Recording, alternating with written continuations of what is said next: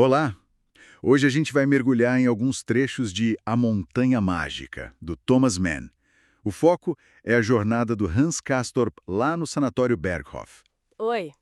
Sim, é uma obra incrível. A gente separou uns excertos que mostram bem essa transformação dele, né? De um simples visitante a, bom, um paciente. Exato. Ele chega, o Hans Castorp, jovem engenheiro, tudo certinho, para visitar o primo Joachim Ziemßen. 3 semaninhas só, era o plano.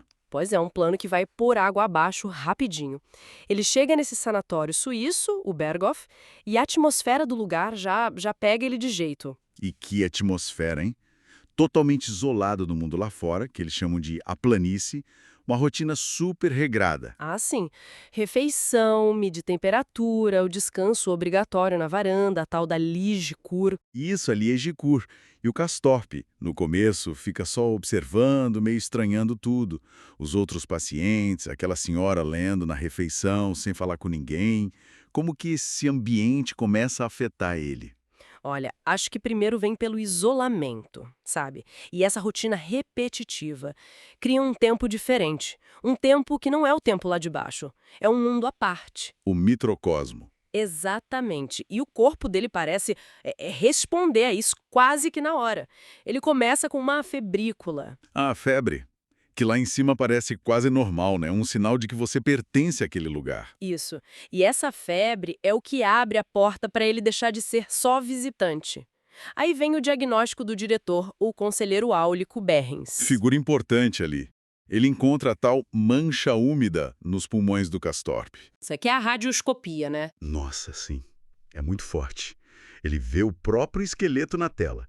Vê o anel do avô no dedo, já só osso. O texto fala algo como lançou um olhar para dentro do seu próprio túmulo. É pesado. Totalmente. É mais que um exame, né? É um tapa na cara da mortalidade. Isso muda ele por dentro. Ah, com certeza muda.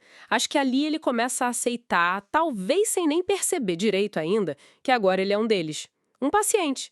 Alguém vivendo com a doença, com a morte ali rondando. E ele começa a se integrar mais, a adotar os costumes daqui de cima, como eles falam. Sim, e nesse processo ele convive com figuras muito marcantes. O primo Joaquim, por exemplo, O militar, né? Sempre pensando no dever, querendo voltar para a planície, para a vida ativa. Ele é um contraponto interessante ao Hans, que vai se adaptando cada vez mais. sem dúvida. O Joaquim é o elo com o mundo normal, com a ideia de ter um objetivo, de sair dali. Aí tem o Setembrini. Ao Lodovico Settembrini, o intelectual italiano, humanista, maçom, fala bonito, né? Muito. Ele tenta ser um tipo de mentor para o Castorp. Defende a razão, o progresso, o belo estilo, como ele diz. Mas ele também critica bastante a vida no sanatório, né? Chama de mórbida, alerta o Castorp para não se deixar levar por uma suposta espiritualização da doença. Para ele, isso é se entregar. É interessante como o Mann usa ele. A retórica do Settembrini é quase um lembrete constante contra essa passividade, essa sedução que o Berghof exerce sobre o Castorp. Ele é a voz da luta, da ação. Mesmo que às vezes pareça um pouco fora de lugar ali naquele ambiente. Exato. E tem a Madame Chauchat, a russa. Cláudia Chauchat, enigmática. Aquela postura relaxada, o jeito de bater a porta. Ela fascina o Castorp completamente. O que essa atração diz sobre ele? E sobre o lugar? Essa relação com a Cláudia, que é muito no olhar, nos gestos, tipo a cena do lápis, na noite de carnaval, mistura o desejo com a própria condição de doente, sabe? Como assim? O próprio Castorp pensa sobre isso, como a doença parece que realça o corpo, torna ele mais presente, mais físico. A atração por ela está muito ligada a essa consciência da fragilidade, da vida vivida perto da morte. Entendi. Isso já puxa os grandes temas que esses trechos mostram, né? O tempo, por exemplo.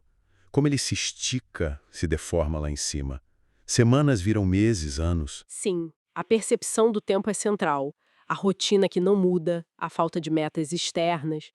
Isso dissolve o relógio. O tempo vira quase uma paisagem, algo para ser vivido, não contado. E a doença, claro. O corpo.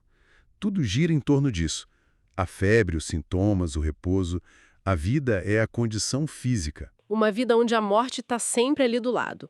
E essa proximidade muda tudo. Até o jeito de sentir amor, de se relacionar. A gente vê o Hans Castor sendo totalmente engolido por esse mundo. O visitante vira parte da montanha, moldado pelo lugar, pelas pessoas como Settembrini, a Xoxate, pelas ideias que circulam ali. É uma educação, né? Uma educação profunda sobre a vida, a morte, o tempo. E sobre ser humano, Intensa e totalmente fora dos planos. uma transformação radical que acontece naquele palco isolado dos Alpes. E isso deixa a gente pensando, né?